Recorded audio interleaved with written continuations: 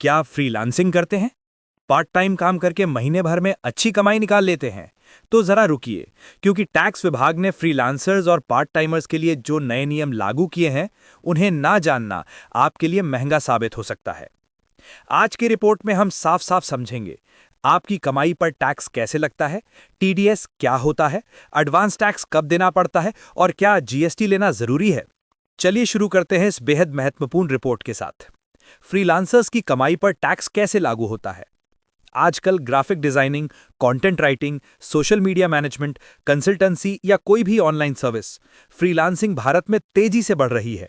लेकिन income tax के नियमों में आपकी ये कमाई profits in gains of business या प्रोफेशन के तहत आती है, यानी ये सैलरी नहीं है।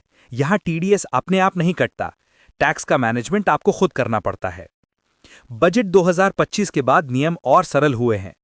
न्यू टैक्स रेजीम में 0 से 4 लाख तक टैक्स रेट 0% से शुरू होता है। 87A की रिबेट के बाद ज्यादातर टैक्स पेयर्स की टैक्स लायबिलिटी लगभग 12 लाख रुपए तक निल हो सकती है, यानी कमाई ज्यादा नहीं है तो टैक्स नहीं देना पड़ेगा। लेकिन आय बढ़ने पर स्लैब रेट पूरी तरह लागू हो जाते हैं। फ्रीलांसर अपनी आय में से कौन कौन से खर्चे घटा सकता है। टैक्स लगने से पहले आपकी नेट इनकम ऐसे बनती है: total income minus allowable expenses is equal to taxable income. खर्चों में शामिल हो सकते हैं laptop, internet bill, software, client meeting का travel, phone bill, office setup खर्च। लेकिन शर्त यह है कि सबके रिकॉर्ड होना जरूरी है।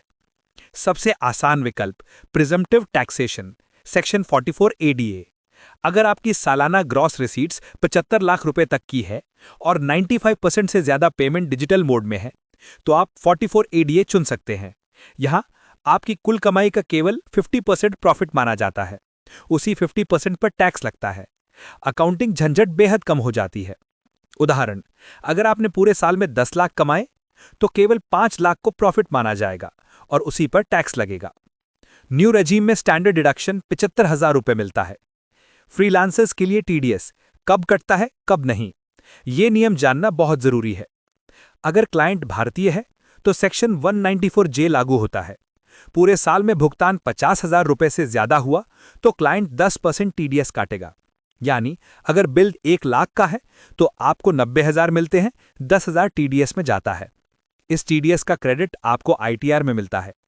अगर क्लाइंट विदेशी है तो टीडीएस नहीं कटता, लेकिन टैक्स आपको खुद जमा करना होगा।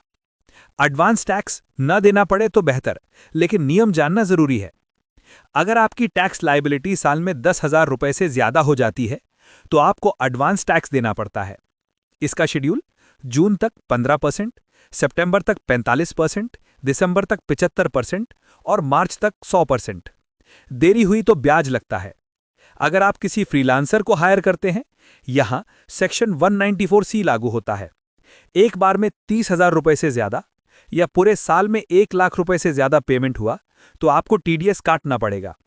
अपने फॉर्म 26AS और AIS जरूर देखें, यहीं पता चलेगा कि कौन सा टीडीएस आपके नाम पर जमा हुआ है। आईटीआर कौन सा भरना है।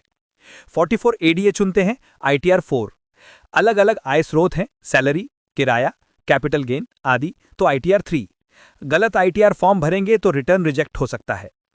जीएसटी सबसे ज्यादा नजरअंदाज किए जाने वाला नियम। फ्रीलांसर्स को लगता है कि जीएसटी सिर्फ बड़े बिजनेस के लिए है, लेकिन यह गलतफहमी नुकसान करा सकती है। सर्विस प्रोवाइडर्स के लिए लिमिट 20 लाख रुपए है, कुछ राज्यों में 10 लाख रुपए। लिमिट पार होते ही जीएसटी रजिस्ट्रेशन अनिवार्य है। रजिस्ट्रेशन के बाद आपको सीजीएसटी प्लस एसजीएसटी या आईजीएसटी चार्ज करना होगा। Digital service, design, blogging, editing सब जीएसटी के दायरे में आते हैं। तो कुल मिलाकर बात साफ है, फ्रीलांसिंग में कमाई जितनी आसान है, टैक्स कंप्लायंस उतने ही जरूरी हैं। टीडीएस, एडवांस टैक्स और जीएसटी के नियम समझकर चलेंगे तो ना सिर्फ आपका रिटर्न सही भरेगा, बल्कि पेनल्टी और नोटिस से भी बचे रहेंगे।